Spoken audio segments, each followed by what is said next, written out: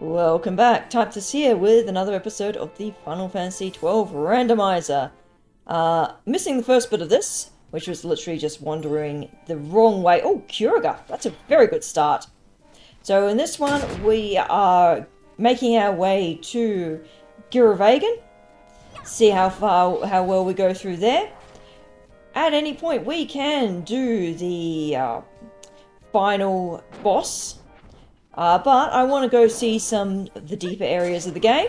We've got some Yetis here. I have given Ash the Belias summon that we got last time. We need Belias to get to Giruvegan, because there's the Giga Store, which is the only time that you must summon an Esper. And here we are in the back route to the Feywood. You can go through this area normally, like en route from Kalika Wood to here, to Paramana. If you go here when you first get to this part of the story, good luck, because these enemies are not meant to be fought for a very long time.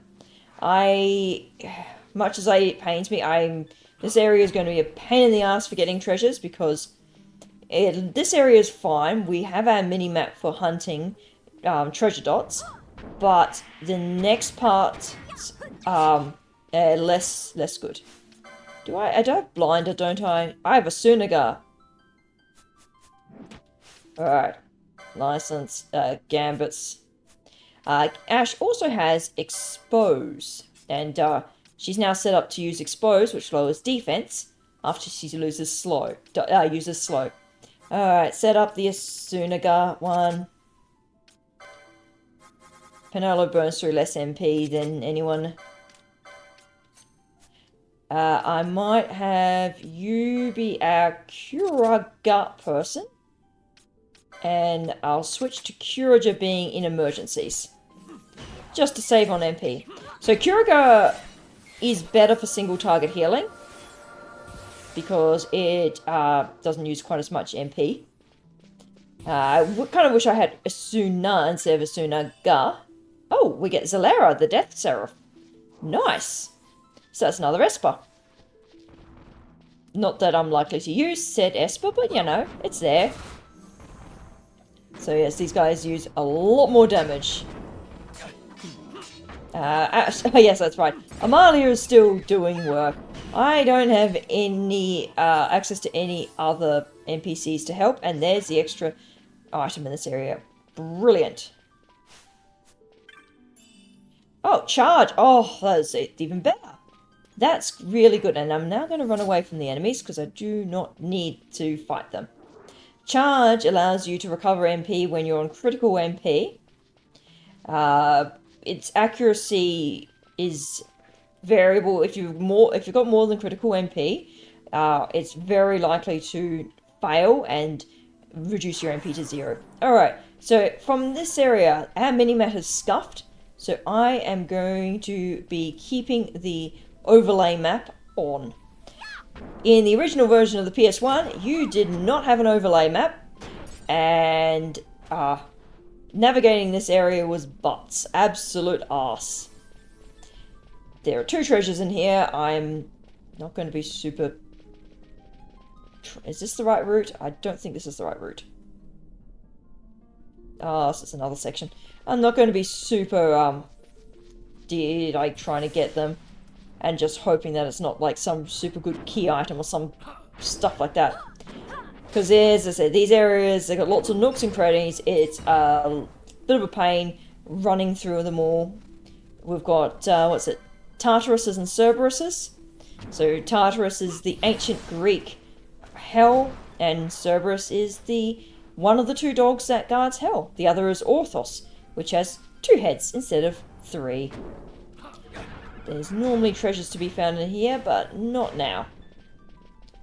This area is definitely, because it has a very, very high mist content, I think that's why the minimap is scuffed in Lore Reason. It's also why you get weird ghosting mirages in here.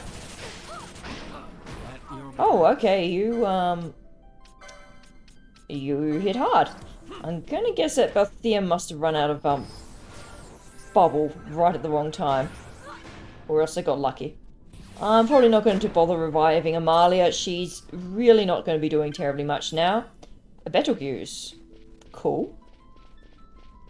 That might be nice.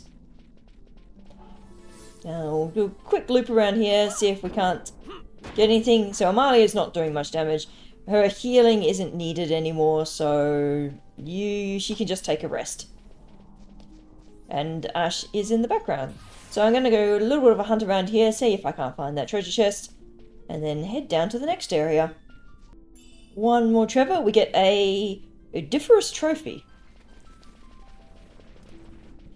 And immediately get the next treasure, a Warhammer, which I think I have them. So we're fighting the Mirror Knights, which are pretty good for money grinding when you get to them in the story, because they drop mirror mail at a fairly decent rate, and you don't need more than 3 suits of mirror mail, and they sell for a decent bit, plus their mirror feathers, I think, a reasonable sell. So that's that area cleaned out, and now on to the boss. This boss is a mildly annoying one. It is one that has a unique arena field, and that is Drain Magics. There is also a mark that will spawn after we defeat the boss. I am not sure that I will do the mark because... don't need that map. Because... well, it has a physical immunity in its final phase. And unfortunately, we are not kitted out for magic. So, Penelo has Dark Gar, and she's the only one who realistically has offensive magic. And that's just going to make the final phase a pain in the ass. Hello, it's summoned some more borrowers. I guess we weren't super fast in killing it. Oh well, it's dead. That's another boss that, if you let it be on its death throes... oh, we are going to recover our MP first. If you let it be on its death throes, it will have the victory fanfare, which you can't skip once you get that. Oh, there's a treasure chest in here. Oh, hello. Right here. What have we got? Immobilize. Well, I think Ash can use that. It's not super useful. I guess, and it's situationally, if there's a boss that's physical, or almost only physical, you could immobilize it, and then slug it with range. I wonder if the Overlord in the beginning of Soshin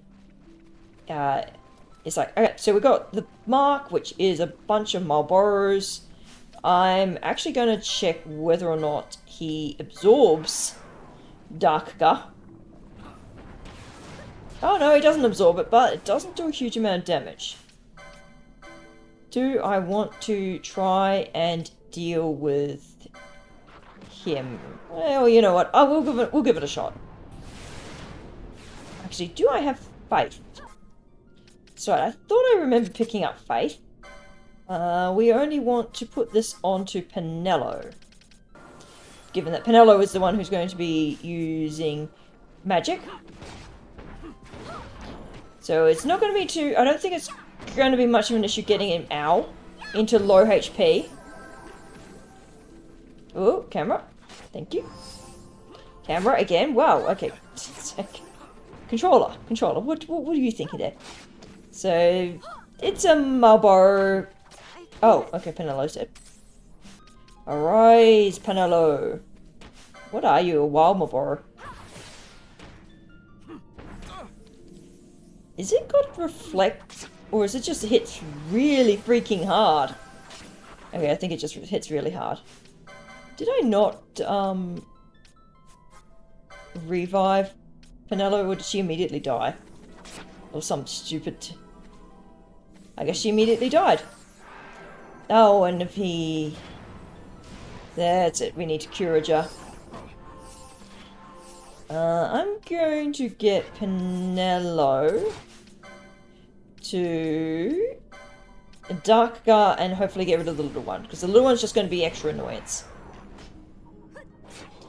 So how much damage does that do? 4,000 on the little one, 3,000. Oh man, that faith really is good. So at some point this guy will put up a invulnerability. We might as well have a shot at him.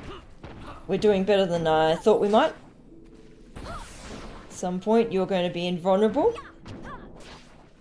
The lunge is the powerful one. Bad breath is the annoying one. It's not as bad as FF8 Marlboros. Those ones are the worst. Okay, there's Solitude. And, okay, you just fully healed yourself instead. I could have sworn that you put in a vulnerability phase at some point. We'll find out. Let's switch out Berthia for Ash, actually. I'm pretty sure it's going to be immune. No, it's not immune to slow. I assumed it would be immune, given it's a Marlboro. It's probably got a very good resistance, though.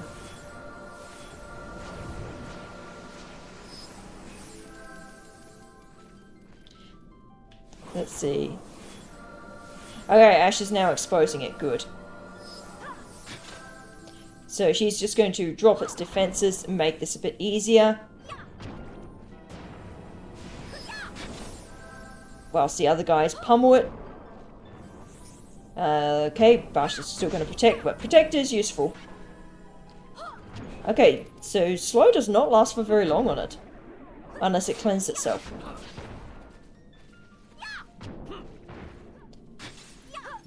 And eventually exposed is going to probably stop working. Whew, 2,000 damage. Alright, so he's on low HP. So I only put exposed until like 70%. Okay, we've got to cleanse.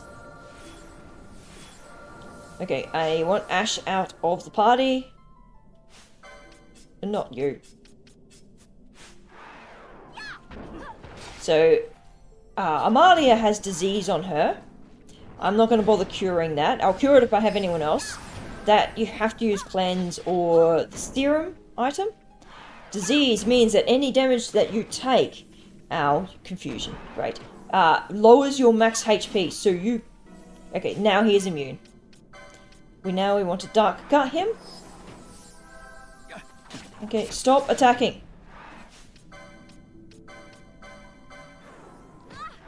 And we just, okay, 2,000. We're just going to darker you. And we are going to switch you to being main healer, so you are curating. Ow. Ow, bollocks you, confusion. I don't want to black magic because I don't have anything good. So this is the bit of the fight that I was like, I don't want to have to deal with. Okay, stop. You're very, very dangerous. Just running away. You hit very, very hard. Ow.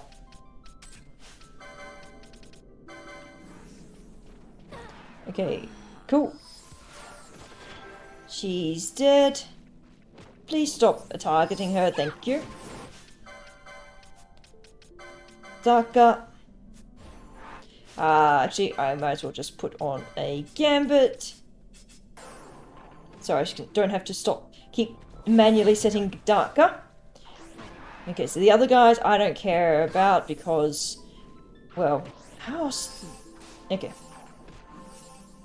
They're not going to be doing anything. Unfortunately, don't confuse, really.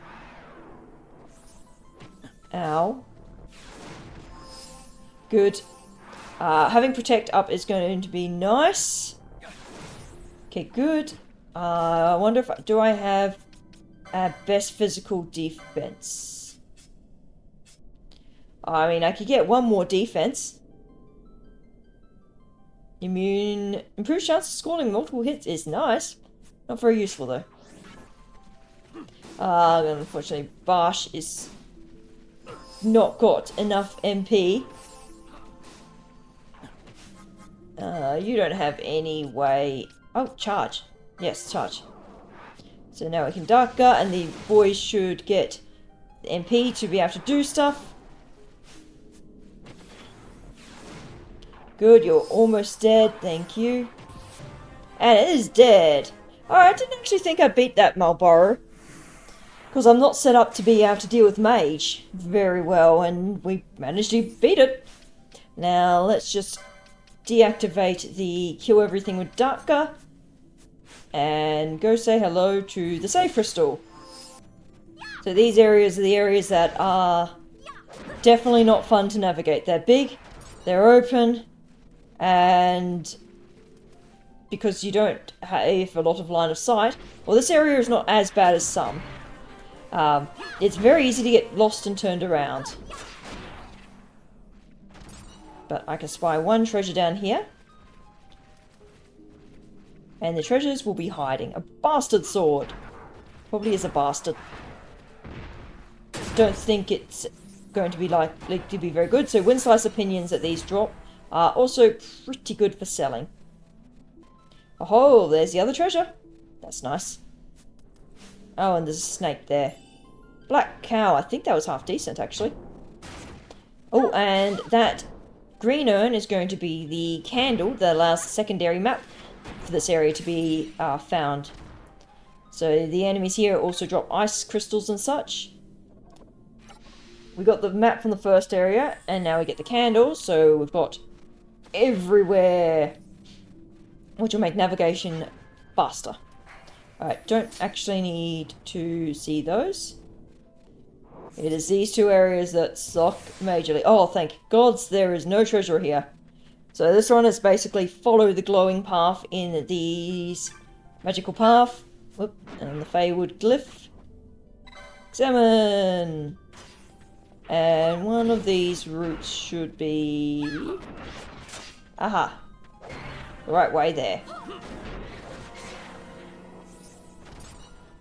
So it's a, has a mystery sort of different view there. So you go here, and as long as you hold up on the controller, you'll hit the next section.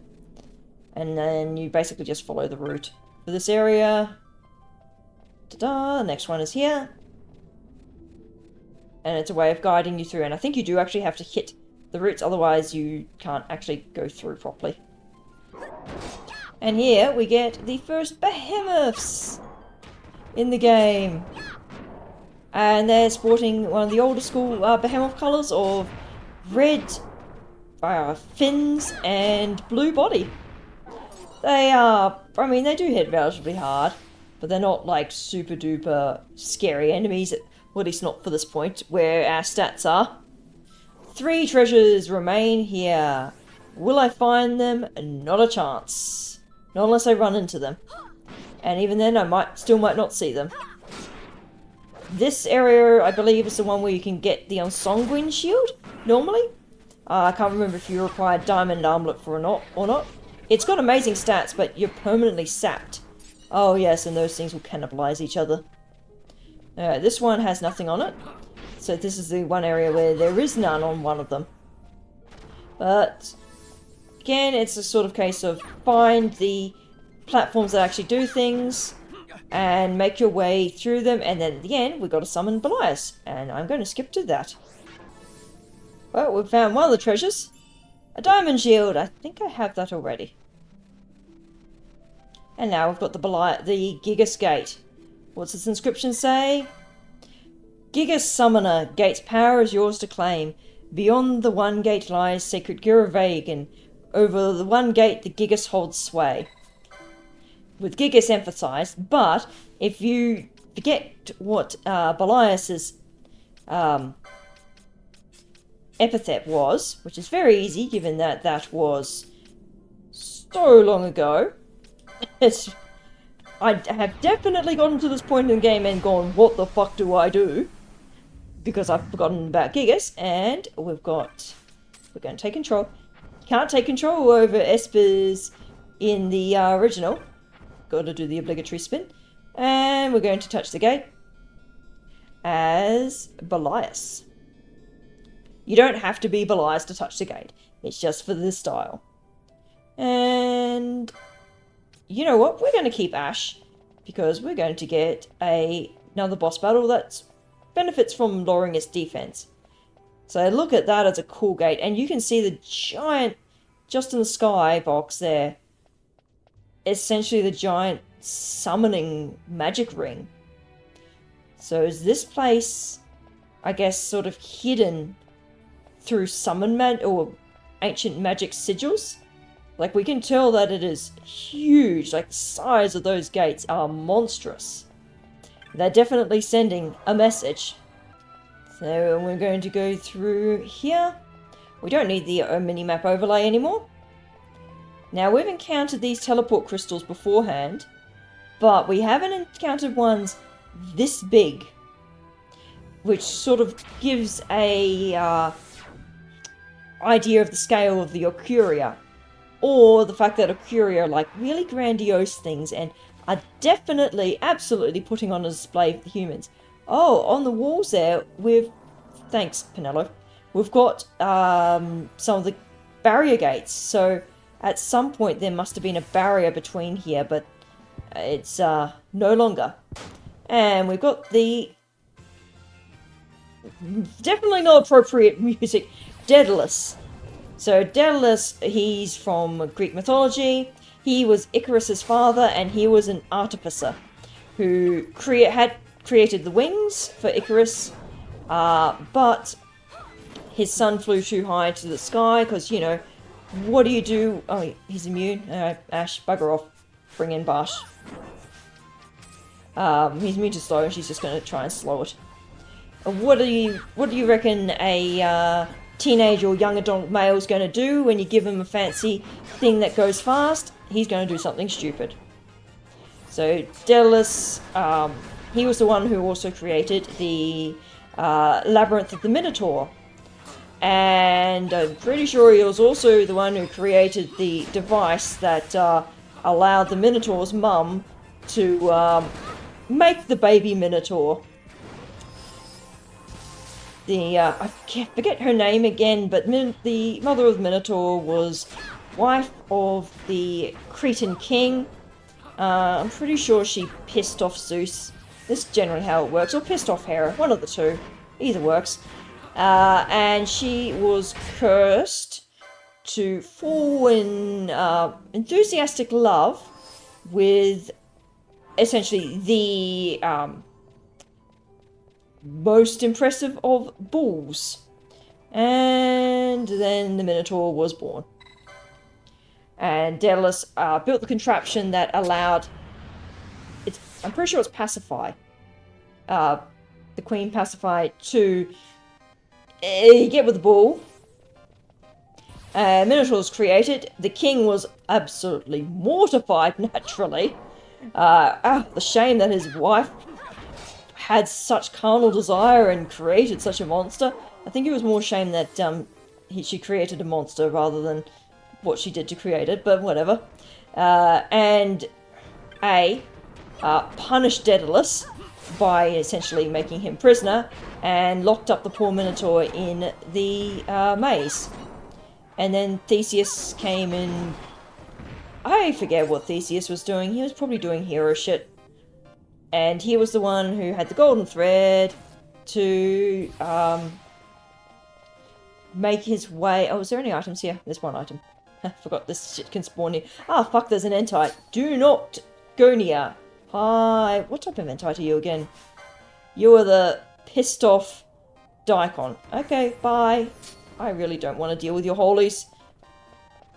More accurately, I really don't want to have to deal with your, Oh, hey, I did not die. Hey, treasure!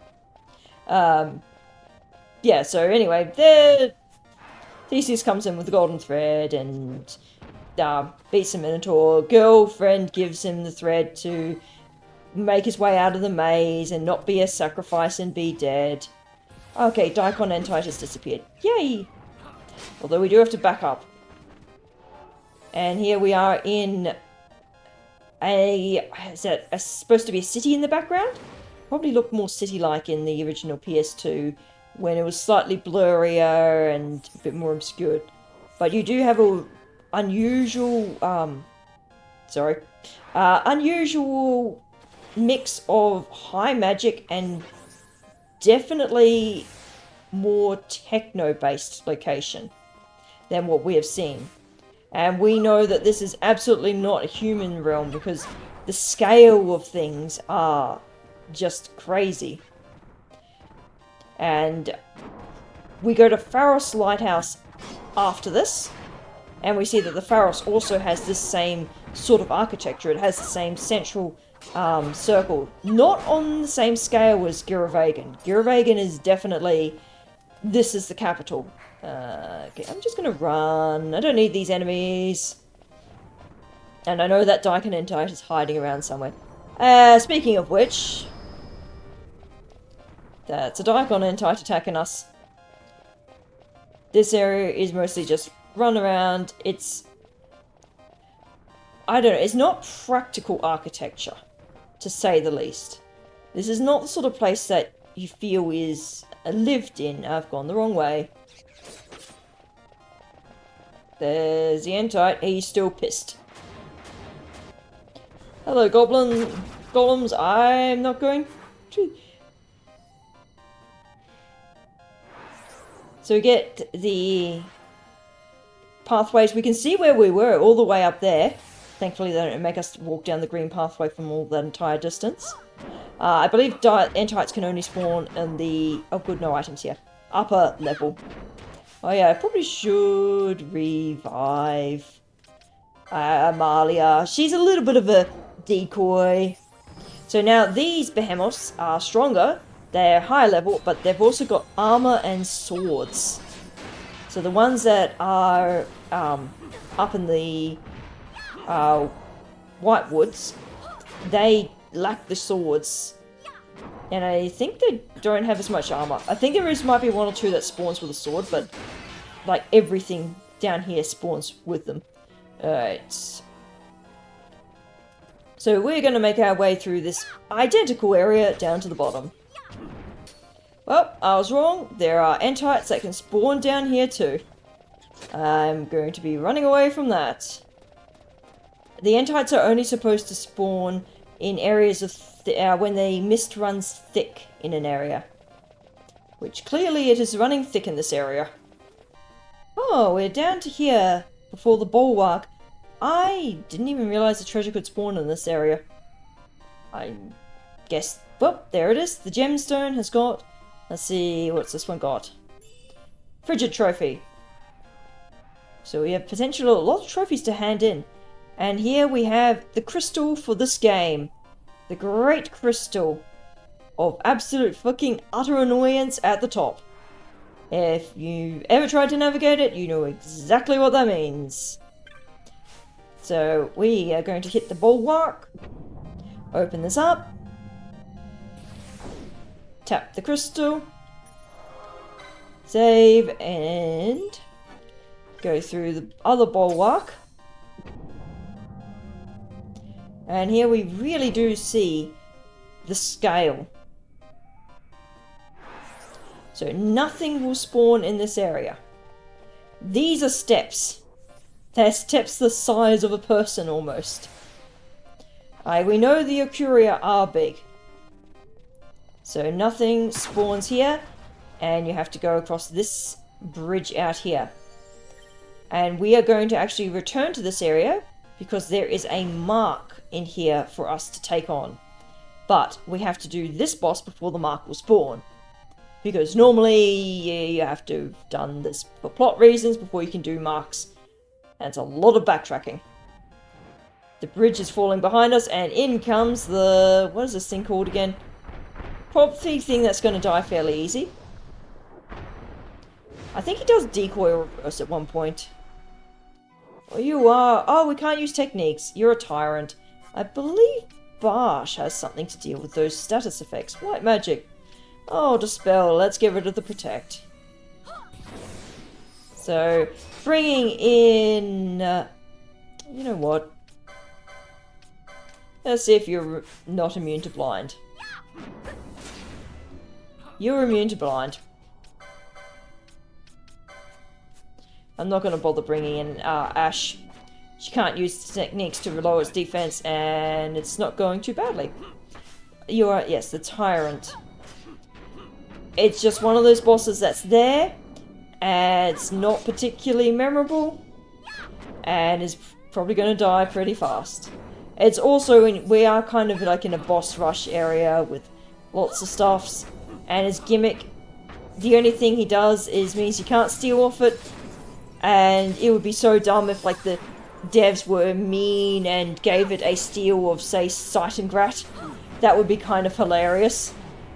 A boss that has a Sight and Grat, but you can't get it because you can't use techniques.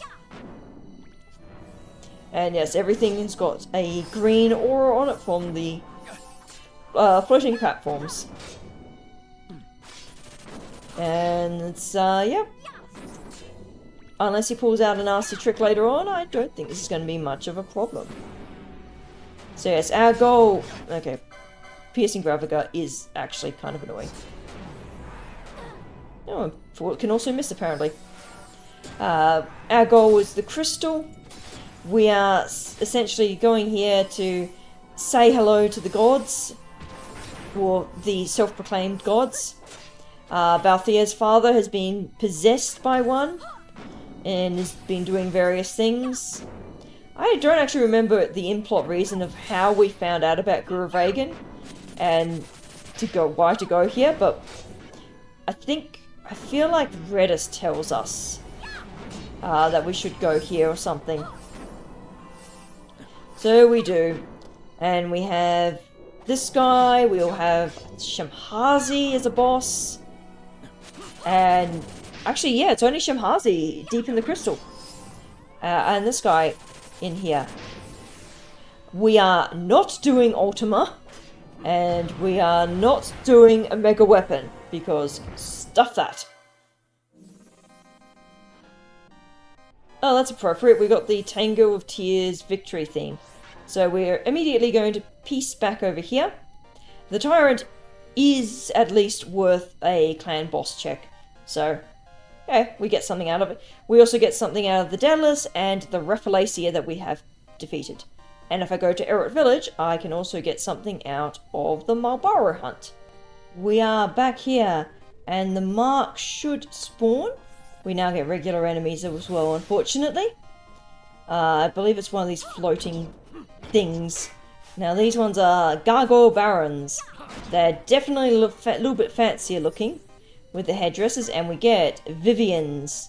Why these things are called Vivians, I do not know. Maybe someone knew a Vivian that was particularly regal, but kind of a bit foul. Who knows? I mean, it would, I guess, maybe sort of like things that are alive? So we want to go to the central area, I believe. Oh, don't cast Stop. Good. Stop is one thing that I can't really deal with. And we get another Mind Flayer type enemy. This is the Paisodemon, which is traditionally a much more sort of... we're going to get rid of Gargoyle Baron first. And we might as well also dispel the Paisodemons Haste and Face. I'm sure we don't want him with that. I'll flip off Paisodemons. I don't have a good way of dealing with you as an AoE. They're weak to holy, but I've got no holy weapons. Alright, finally, Last Baron is dead. Now we can focus our attacks on the Paisodemon. And in traditional Final Fantasy, Lords Paisodemons are, I guess, sometimes a stronger variant of Mind Flayers. These guys absolutely, of course they fully heals, but they definitely come from D&D. And like the Mind Flayer in the Hen Mines, he uses buffs. We'll let him fully buff, and then we'll let Bash have an attack on him. We'll get Bash to dispel said buffs. Definitely don't want all those. So, Fog, what does that do? Should remove... Oh, it does remove MP. So in FF13, Fog removes the ability to use magic. So I guess removing MP is basically like that. And he also disables. So now we Asuna get everyone. Okay, disable mustn't be able to be Asuned. Alright.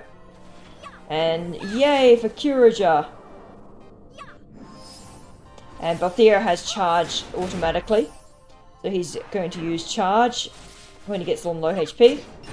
And I didn't think he would be too hard. He goes down. And now everyone's got sap. So we're going to go back out here.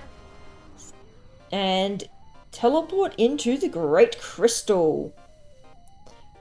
It's a cool area in concept. In practicality, it is an annoying ass to navigate. The base version of the crystal is not too bad, but oh boy, when you get into the, is it the upper or the lower levels? For the Omega and for the Ultima sections, yeah, God, it's a pain in the butt to navigate. And this is also where we are going to pause it.